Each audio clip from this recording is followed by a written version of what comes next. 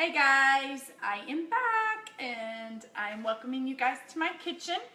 Tonight for dinner we are going to have Mile High nachos, and so I need some fresh guacamole to go on top. And so I decided to go ahead and make that now, and I thought I would let you guys join me because it's super easy to make fresh guacamole. A lot of people just buy it in the produce department or whatever, but it's better when you make it fresh. So I'm just going to show you how I make it. Tons of different ways to make guacamole, but I'm going to start with a little bit of onion. And one thing I meant to say yesterday, for anyone that happened to watch my video on making the Ritz chicken, that if there's any products that you see that you love, of course you can always go to my website and order those. Host a party, get them free, half price, all that kind of stuff. But most importantly, I want to show you guys how to use some of the products you probably already have. So hopefully you'll enjoy these videos to see the products in action that you might already have. Alright, so for our guacamole, we're going to use the manual food processor for part of it, and then the small batter bowl for mixing it all together. If you don't have the manual processor, some of you are more familiar with the food chopper, this is one of my favorite products. Last week I posted a picture of the 7 manual processors that I have. Yes, I have 7 of them.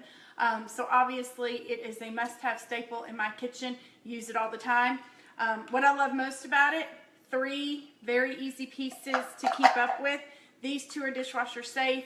This one you hand wash because all your mechanics are in it. You can get replacement blades if your blade wears out. Hello Melanie, I miss you. Hey Christy, who else do I see? Hey Carol. Anyway, you can get replacement blades for it. You can also store in here because you can take off or take out the blade, and then there's a lid that looks similar to this prep bowl lid that fits on it that you can use to store in it. So, what do I use my manual food processor for? Today we're going to chop up onions, tomatoes, cilantro, and jalapenos with a little bit of garlic. I also use it to make pesto, bruschetta, homemade salsa, fruit smoothies, nuts, chocolate. If you need onions chopped up, you can use it for that. So tons and tons of uses for your manual food processor.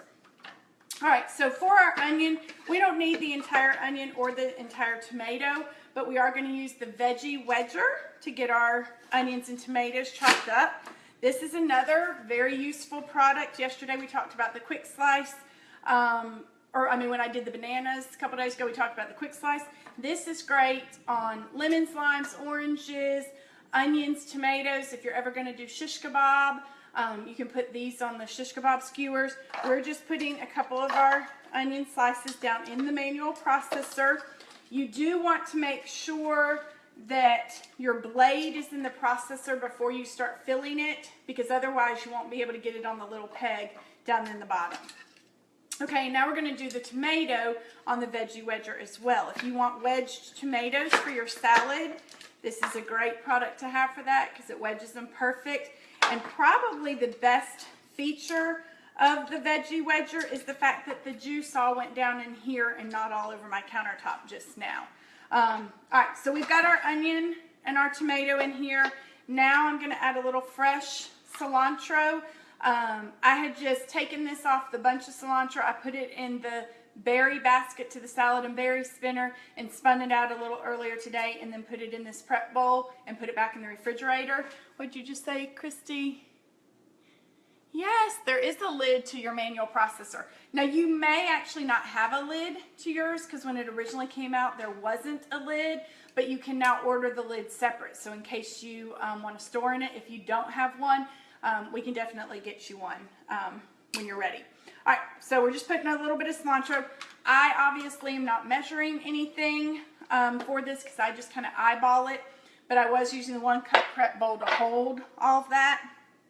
Now I am using actually a few jalapenos from this jar of jalapenos, only because I'm going to use this jar of jalapenos on my Mile High nachos that I make in just a little while. So rather than using a fresh jalapeno and buying that at the grocery store, I already was buying this for the nachos, so I just put a couple of those jalapenos in there. Let me see, what did you just say, Melanie? I miss you too. I know, we need to go back to Chicago. Okay, and then, so we've got tomato, onion, a little bit of jalapeno, a little bit of fresh cilantro, and then we're gonna add a clove of fresh garlic.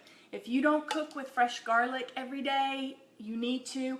I use usually 2 to 4 cloves in everything I'm cooking. Because this is guacamole, I'm using one pretty big clove. And some people, I thought everybody knew you didn't have to peel the garlic when you're using our garlic press, but apparently that is not a known fact for everyone. So you put the clove in here with the peel on, and then you're just going to squeeze it, and all your garlic's going to crush out. Your garlic press actually will have a little comb looking piece that fits in the handle. It looks like a little Barbie comb. I have no idea where my one is for this garlic press, so I'm just using a paring knife. But then look, I just dig my peel out. I didn't have to, let me go that way. I didn't have to touch the garlic. Now the garlic press can go in the dishwasher because I'm done with it. I didn't get any garlic on my hands so they don't stink. If I were to get garlic on my hands, I could just rub my hands on my sink or get a spoon out of my silverware tray and rub it on that to get the smell out, because nobody likes to go to bed with a ton of garlic on their hands. What did you say, Carol? Guacamole is great. Looking forward to getting your recipe. Well, keep on watching and you'll see. I don't really have a typed up recipe. I just kind of throw it together. All right, so now we're going to process this. You just set the lid down on there. It doesn't screw on. Unlock the handle, and the handle's offset. So I can now use this product right-handed or left-handed. The biggest mistake people make is they just barely want to pump the handle. You want to let the handle come all the way up and kind of use the palm of your hand. Because this is manual, I'm going to control how fine or how coarse I chop things. Also, it doesn't require any electricity to use this. And right now we're having a pretty big thunderstorm and my power has flickered about 5 times before I started recording this. So if my power goes out, I'm still going to be able to finish my guacamole because I don't need electricity. Okay, so you just kind of pump. Keep my hand out of the way so you can see. If you're left-handed, turn your processor around and just pump it with your left hand. Or if you want to keep your muscles even, you can go, back and forth. I just realized I forgot my little scraper. Let me grab my mini scraper. Okay, so the mini, this is the little baby mix and scraper. It is the perfect size to go with your processor, to go down in here and push everything off the sides and kind of scoot stuff around if you need to keep processing. I love using this with the processor just because it's easy to get everything out.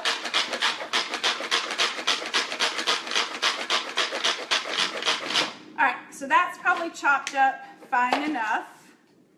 If I wanted to serve out of here, could just lift the blade up and then could serve directly out of here. But here's our onion, tomato, cilantro, garlic, all that processed. And we're going to put that in with our avocados in just a minute.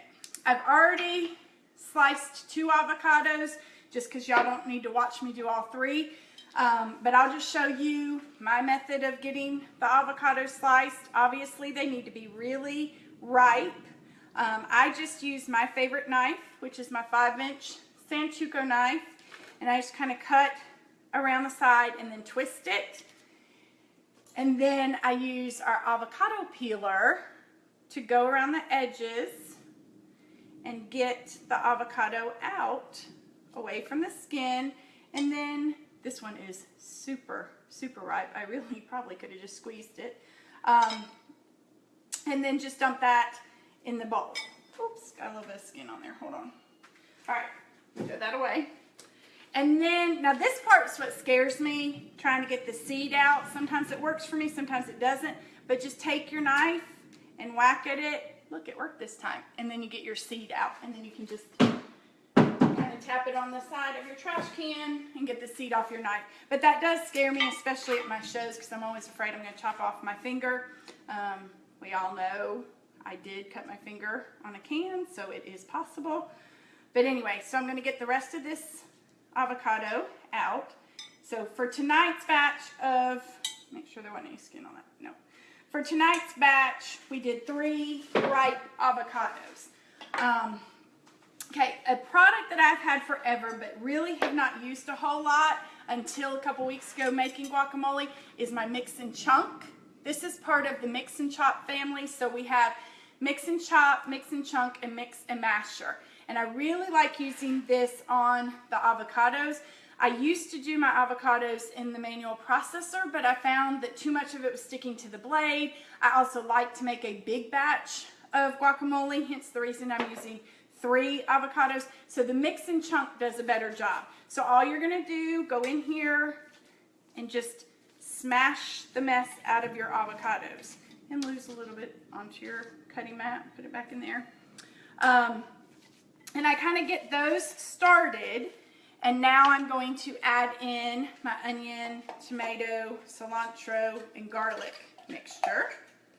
So we're gonna dump that in there, try to get as much of this out as we can. Put the lid on there, set him aside. And I'm going to continue, because the Mix and Chunk kind of is scoop-like, I can chunk and mix all in one motion. Kind of mix this all up. You can't have guacamole without a little bit of lime juice. So we're going to do just half of a lime with our citrus press. When you're using the citrus press, it's best to do your lemons and limes face down. And I'm going to show you why. So you just put it in there face down. Ooh, that was a bunch of lightning just there. Squeeze, and I don't know if you could see all that juice, but there was a ton of juice that just came out, and now my lime is completely inside out. The other day at my party, I actually forgot the citrus press, and the host had our juicer, so I said, okay, I'll use that. Just then when I did that, that was probably 2 or 3 tablespoons worth of lime juice, so I only need half of the lime. I'm going to save the other half for my nachos. But I had to use the whole lime with the juicer, and I maybe got 1 tablespoon worth of juice using the juicer. All right, we're also going to add salt. Yesterday I posted, but for those that weren't watching, here are our new salt and pepper grinder set that's coming out September 1st. Love these. It's Himalayan sea salt in here. And I usually do a good bit of salt in my guacamole. Just because, first of all, there's a lot of avocado in here, and I don't want it to be super salty, but I do like it to have some salt flavor. So just kind of mix that all up. Let's do a little bit more salt. And then my guacamole is ready to go on top of my nachos after I make those. So here is your homemade fresh guacamole in just a few minutes. Not hard to make. Hey, Cindy Hendricks. Hey, Candy, Sandy. Love all of y'all joining me. Hope you're enjoying this guacamole recipe. But what I'm going to do with the guacamole, and I'll take a picture of my finished nachos once I make those. I didn't want to do those on the video just because it'll take me a little while to assemble them. And maybe I'll assemble that on a video another day. But the guacamole, once the nachos come out of the oven, is just going to go on the top of it along with some sour cream. So super, super easy to make that. What I also want to show you real quick that I need in preparation for my nachos is freshly grated cheese. And this is a big, big thing for me because so many people use pre-shredded cheese. And I guess it was about 15 years ago when I went to my very first Pampered Chef party, I learned that all pre-shredded cheese, no matter what kind it is, has a preservative in it called cellulose, which is basically sawdust. And so I was grossed out then and stopped buying pre-shredded cheese. Most people, I'm looking for my knife because I need to open this. Oh, here it is. Most people say they don't have enough time to shred cheese. And that is just an excuse because it does not take long to shred your own cheese. So we are going to show you how easy it is to shred. For this recipe, I actually need 3 blocks of cheese, but for y'all's sake, I'm only going to do 1, and then I'll do the others after I stop the video. But at my show the other night, I had someone time me, and it took me 42 seconds to shred the 8-ounce block of cheese. I am going to use our microplane coarse grater. I am not using the little food holder it comes with. There's a food holder that I could put on here, slide it back and forth. For me personally, it's just easier to hold on to the cheese. When you're storing it, it stores completely flat, and when you want to pull the handle to open it, you just put your thumb on the side and pull the handle towards you. You can do it standing up like this, or you could do it straight out. I'm going to do it standing up. It's actually going to be kind of backwards for y'all to see. I'll try to do it sideways. But it's not hard at all. This is great for your soft cheeses. We're doing Colby Jack, but mozzarella, cheddar, Monterey Jack. If you wanted to use it on hard cheeses like Parmesan or Romano, you could, and it would shave the cheese instead of shredding it real fine. And then we have a coarse grater that, let me grab that and I'll show you. Not coarse, this is the coarse. The fine grater has a much smaller blade on it. There's coarse, there's fine. So your fine grater is going to be for Parmesan, Romano, zesting lemons, limes, and oranges. You could do nuts and chocolate with this one because it has a food holder as well. They both operate the exact same way with the handle, but I use these to have fresh cheese. It is cheaper to buy fresh cheese, it is healthier, and it tastes much better. My cheese is going to melt on my nachos, it's going to have flavor, and I don't have all those preservatives. All right, so here's how easy it is. Literally, just go back and forth, and you guys should be timing me. That would be kind of fun. If you think you don't have enough time to shred the cheese for later, whenever dinner is going to be prepared, shred it the day before, put it in a little Ziploc bag and put it in the refrigerator. I'm going to put mine in a leak-proof container so that it'll be ready when I do the nachos in just a little while. You can also shred it on Sunday afternoons, put it in Ziploc bags, and freeze it. A lot of people do not realize you can freeze cheese, but you can freeze cheese, and then when you're ready to use it, just take it out of the freezer and it'll be ready for your recipes. This is so much healthier, so much better than pre-shredded cheese. All right, now the thing to be careful, since I'm not using the food holder, when I get to the very end, I don't want to shred my fingers, so we're just going to eat this piece. You can never have too much cheese. Then I'll put my cheese grater in the dishwasher after I shred the other 2 blocks of cheese. Hey, Rebecca. Oh, I forgot to text you and tell you I was about to go live, but I see that you found me. Okay, so that's quick, easy, I don't know, 5-minute, 10-minute guacamole. Look how good that looks. Now the trick is going to be to save this for the nachos and not open up the bag of tortillas that are sitting on the other counter and eat it before dinner tonight. But making quick, easy guacamole, must-have products in order to make that.